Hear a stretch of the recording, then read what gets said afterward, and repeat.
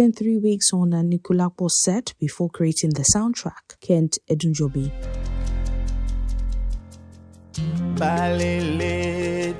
I won't just talk about the song alone because it's a body of work that we did for that film. I mean, the first bit of Anikulapo. So I read the script and I spent like 2-3 weeks on set as well. And the reason why I did that was because I just wanted to not only just have a shallow or have a peripheral idea of what the film is talking about. I wanted to also get the emotions, and because it's a period film, it's it's a film staged way back before the colonial era. So you want to get the feel, the vibe, the ambience of how those days used to be, and you want to make it reflect in your music.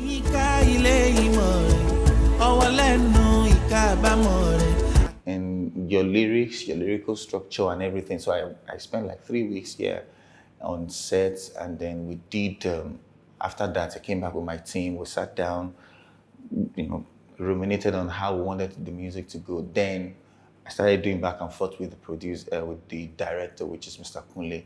I think we did for that film, we did the first album we did, we had to scrap the entire tracks to remake another one, which is what had Igbambajo, Alaigboran, and the Olojukokoro.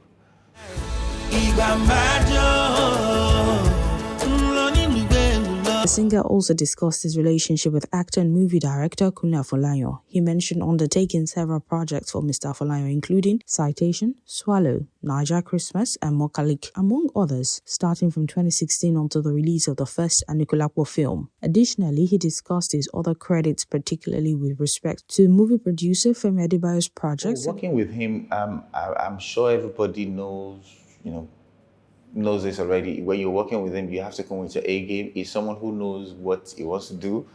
And aside from that, he's a very spontaneous person. So when working with him, you have to also be on your toes. Probably you have to, because he's always like 3, 4, 5 steps ahead of every other person. So when you're working with him, you have to make sure that you yourself, you're like 5 steps ahead of yourself. So to be able to catch up with him. So it's of course, it's always a new experience working with him. But working with him, you are sure that you are going to learn, add more skills to yourself, and of course, bring the best out of yourself. The writer discussed the importance of movie soundtracks throughout the various stages of film production. He said that movie soundtracks serve as the initial marketing tools that provide a glimpse into the film's essence. He noted a shift in the industry with producers and filmmakers now giving serious attention to their movie soundtracks. The movie explained how a short piece of music can have a lasting impact on viewers, drawing them back to the film repeatedly. He expressed optimism about the growing awareness of the significance of soundtracks, acknowledging filmmakers like Mr. Kunle Afolayan for their emphasis on this aspect. However, he hoped for broader recognition of the potential of soundtracks across the country. I've said this oftentimes, and I'm happy that it's happening. Before, years back, you have movies and you have maybe soundtrack. A lot of us, or a lot of filmmakers don't pay attention to the soundtrack side of things. But I usually say that, soundtrack is something that we should leverage on. For example, you have a 2 hours film and you have a soundtrack for the film.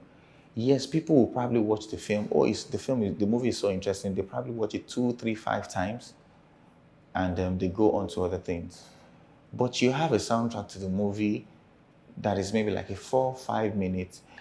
It's very easy for people to listen to that song like 20, 30, 40 times, not just at a stretch. It's easy for them to go back to that song. And the moments, or each time they keep going back to the song, the soundtrack, it takes them back to the movie.